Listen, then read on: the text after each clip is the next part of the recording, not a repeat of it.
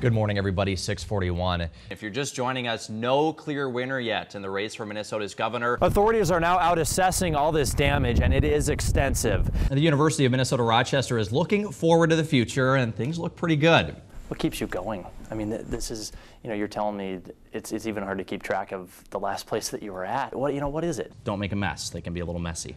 We'll watch. We'll see She's how going you to teach do us how with to that. not do that. Brianna Breutzman apologized to the victims' families here inside the courtroom today. The fiancé of Minnesotan Shane Bauer made a special stop in the Twin Cities Sunday for the first time since her release from an Iranian prison last month.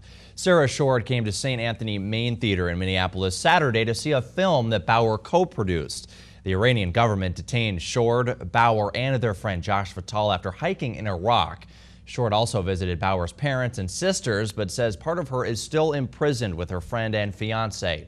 We have some very interesting video this morning that is raising questions among the nation's top officials. Look at this. It could be seen for miles. This video was shot by a Los Angeles news helicopter. It shows what appears to be a missile launched off the Southern California coast Monday evening. The U.S. Navy and Air Force insist it was not theirs. The Pentagon remains baffled as to what it is. NORAD issued a statement saying it was definitely not launched by foreign military. Now, some reports say it could be jet contrails. Whatever it is, we're told that it does not pose a threat to the United States. The numbers show that she did not win the election, but a candidate for Austin mayor says those numbers could be wrong. Marion Clennon challenged incumbent Tom Steen on Election Day.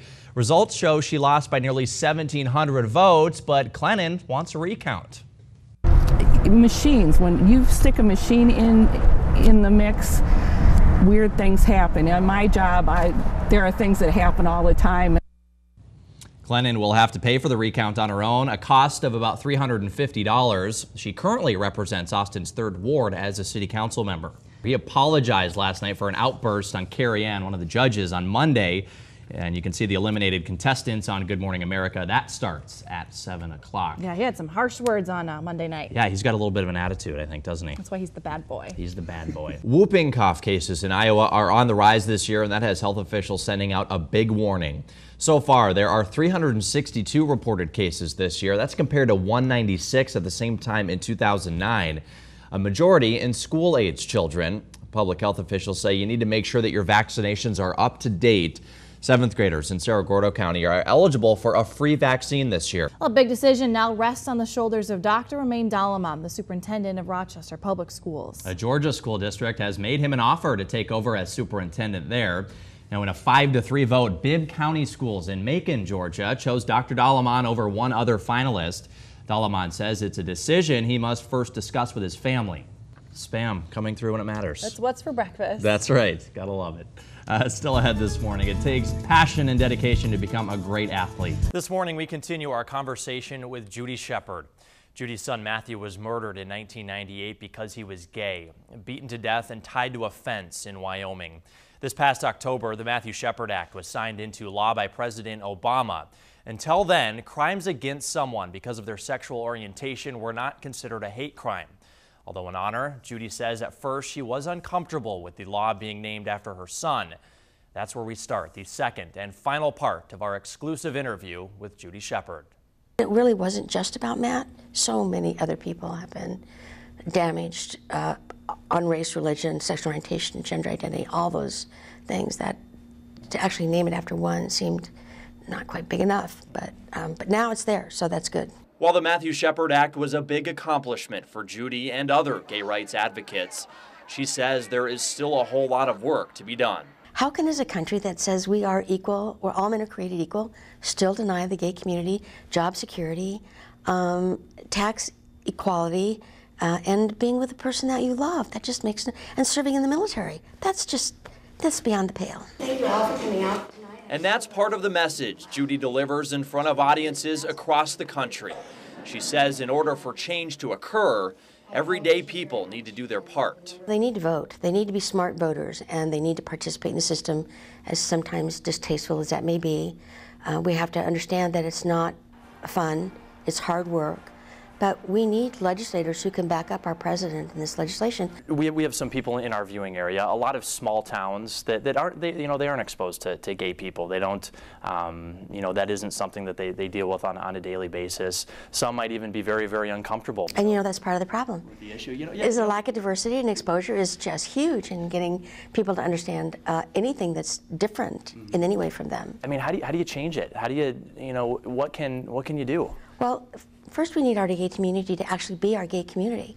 In little towns like this where there aren't, as you say, that many gay people known to their neighbors, they need to be known to their neighbors. We know they're there. They need to make it personal. Their neighbors know them, love them, respect them. If their neighbors knew they were gay, that would change the whole concept about the gay community. What do you say to that person that's really, really struggling with coming to terms with their sexual orientation?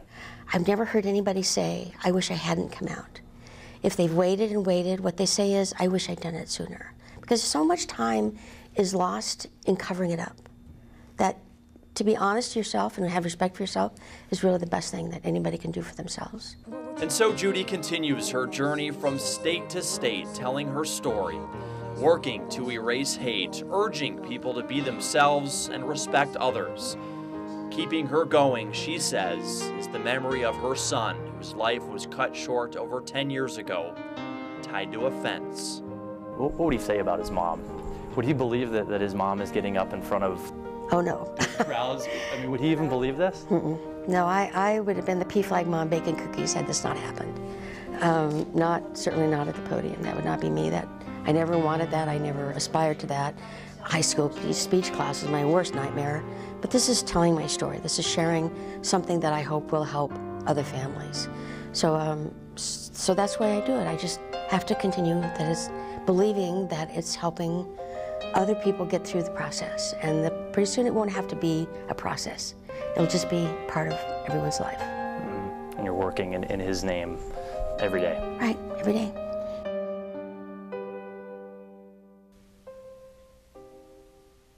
The two men responsible for Matthew Shepard's death, Aaron McKinney and Russell Henderson, are each serving life sentences in prison.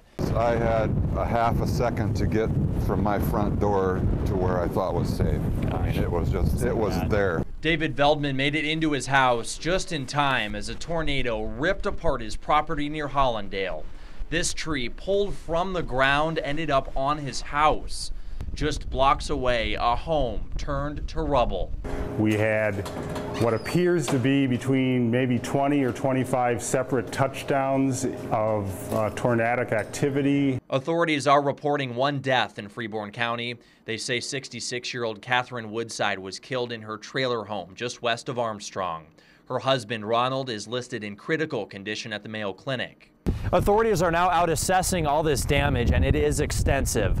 This field here is filled with pieces of metal just like this one that came from a shed all the way over there, about a half-mile away. We're literally driving the county in the impacted area from quadrant to quadrant.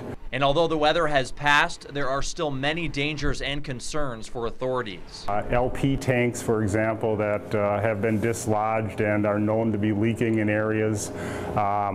We're still assessing livestock issues. Also, power lines still down on many roads, but authorities say they're being fixed. This was a 70 by 30-foot shed that's gone. For David, the cleanup is just beginning. A lot of work cleaning up, and thank God for insurance. In Freeborn County, Bryan Piatt, ABC 6 News. ABC 6 News anchor Bryan Piatt was in the courtroom as Breutzmann was handed her sentence. He has reaction from the victims' families from the Freeborn County Courthouse.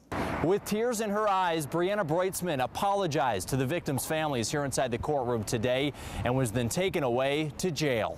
I don't know that monster would be the appropriate term for her. What she did was monstrous. Those words came from Jan Reshitar. Her relative was abused by Breutzmann, seen here in the black jacket walking into court this morning. For the first time, Reshitar and other victims' families got an apology from Breutzmann. That was nice to hear. It was, you could see that this really shook her up. That, you know, this is the real deal. We've taken it at that all along, and I don't think she has until today. Breutzman admits to sexually, emotionally, and physically abusing residents at the Good Samaritan nursing home in Albert Lea in 2008. All the victims suffered from dementia. Her attorney called the actions, quote, stupid and inappropriate, but says they were never meant to do serious physical harm. Basically, poking and pinching, it wasn't, violent in that sense. Wrong? Absolutely.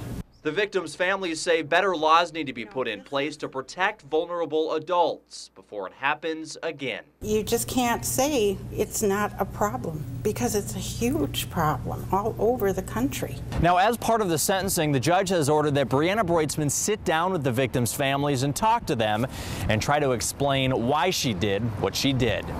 In Albert Lea, Bryan Piatt, ABC 6 News.